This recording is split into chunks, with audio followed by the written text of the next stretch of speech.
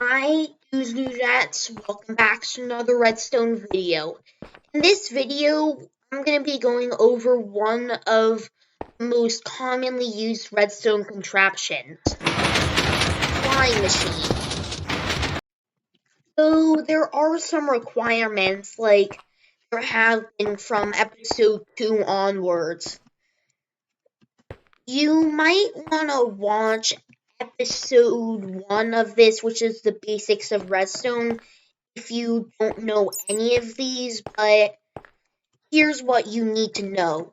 You need to know how pistons work, you need to know how sticky pistons work, you need to know how observers work, as well as redstone blocks and the ways which they can power, as well as slime blocks and honey blocks. You're also going to need to know some mechanics like the block push limit and sticky pistons pushing out the blocks, as well as the fact that slime blocks are opaque and can be powered, while honey blocks are transparent and cannot be powered. Oh, and it would probably be a good idea to know which blocks can and cannot be moved by pistons. Okay, now to an observer mechanic, which I haven't gone over yet in any of my videos. So, block updates, placing blocks is block update. Changing block state is a block update. And changing the block that it's in is gonna make the update. What if I told you that it's not these blocks that matter at all, that even if we take those away, then we just move it around, and an observer is moved, that causes a block update. With that knowledge, you can already understand this basic flying machine. Like, if I place a block there, then it's gonna go on forever. How it does that is a combination of the observer mechanic I just showed you and the fact that pistons can spit out their blocks.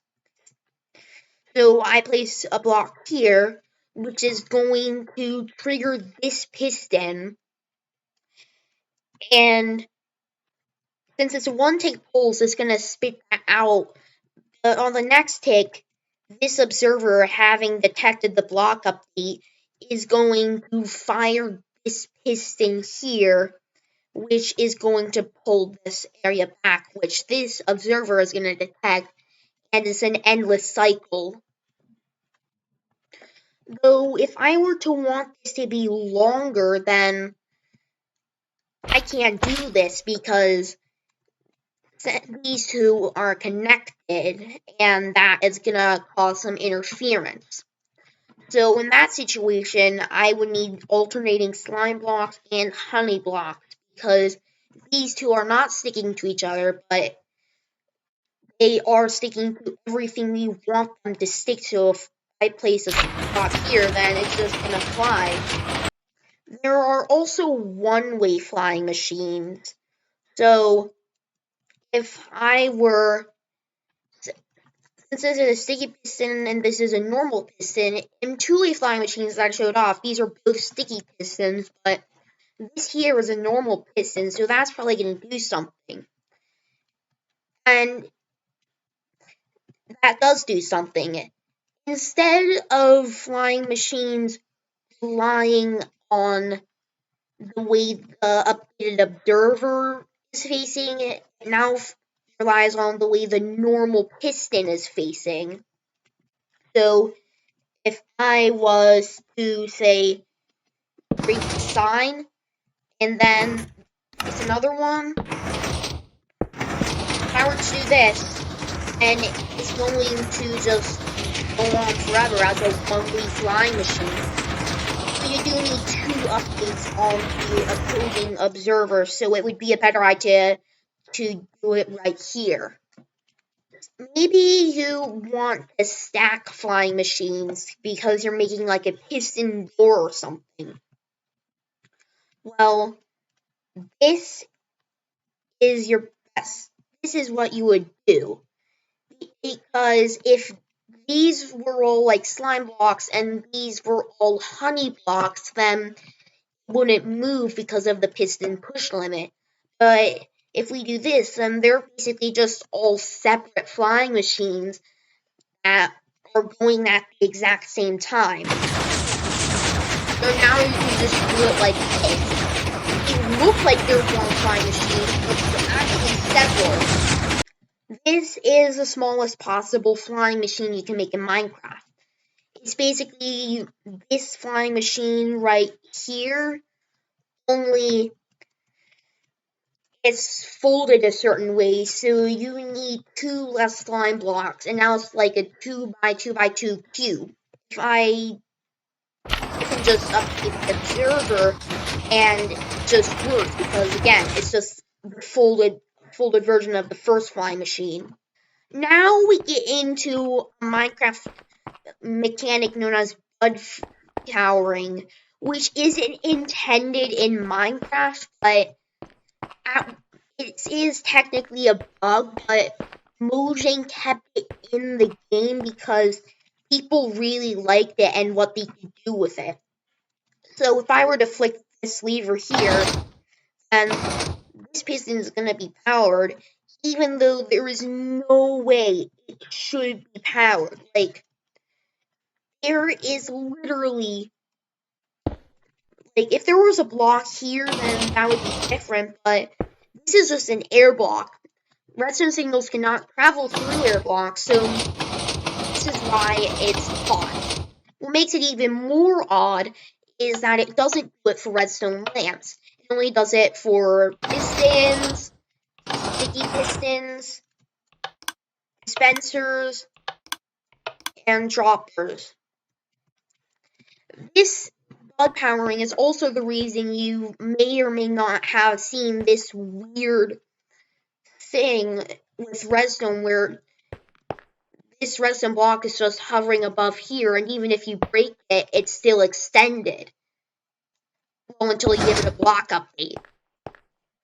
It's also the reason that quasi-connectivity happens. Bug powering is quasi-connectivity, and I go over more quasi-connectivity in my first video, so you might want to watch that, but none of the flying machines in this video are really going to be using quasi-connectivity. And before there were observers, there were buzz switches that were used to detect block updates, and when they did, at the piston, they would give off a one-tick pulse. And since bud powering can be a bit odd, if you just rotate this piston, it's not going to fire once. If it receives one block update, it's going to just go on forever. And since this here is a piston, if I do this, it's not going to pull it back, so it's not going to go on forever. But whenever a new bud switch is created, and it's going to power on, there are some rules for bud powering that we should go over before we get into the bud powering flying machine. So these are two pistons are facing the same direction. So if I flick this lever, this is going to go outwards. And since they're both facing the same direction, this is going to detect that and activate the bud switch. These two are not facing the same direction, so it's not going to happen. Yes, there are other inconsistencies between the two, like there are other things different, but this is how it works through experimenting. And this here is a sticky piston, and if I pull this back, then it's going to be moved through the slime block. And when a bud switch is moved through the slime block, then it activates. With that knowledge, albeit mildly confusing, you can begin to understand this bud switch flying machine. As you may or may not have noticed, it is quite a bit slower than an observer flying machine, but it still gets the job done. Bus switches are used in a lot of, oh, excuse my manners, in a lot of modern day flying machines. Let me explain to you how this bug switch flying machine works. So if I were to place a block here, then this piston would activate. And since these two pistons are facing the same direction, then this piston is going to activate, which this piston detects because piston extending is a block update, so this is going to push that back and pull it back. But since this bug switch gets pulled back by the slime block, then this piston is going to push here and the process starts all over again. Now it's time to get to designing your own flying machines. So I'm not going to be doing bug switch flying machines because they can be a little bit confusing because they have a lot of rules. But this is going to be a 2x2x4 flying machine. That is really just the requirements. It's a flying machine that's 2x2x4 in this exact shape. Please pause the video until you have figured it out, and when you figure it out, you should probably unpause the video again. This is the design you should have come up with. It's basically the first flying machine that I showed you, but there's another one to the side of it, and it's upside down. And it works just well. It works great, honestly. Next, this one has a bit more rules. It has to have a more abstract shape like this. And then it has to be a one-way flying machine that can only go up. Again, please pause the video until you figured it out, and then when you figured it out, you can unpause. This should be what you've come up with. You can't really activate it from down here because it is a bit odd, but if I were to activate it from up here, then it's going to fly on its merry way up. And guys, this is the end of the video, and I really hope it helped you out because flying machines, especially for new players, can be pretty confusing, especially the bud ones. But guys, the next episode is going to be centered around piston doors. But maybe you don't want it to be centered around piston doors. Maybe you want to learn something different. Well, all you have to do is tell me what you want it to be centered around in the comment section, and I'll change it to that as long as it's not complicated or the video's not underway. But anyways, this is the end of the video, so bye guys.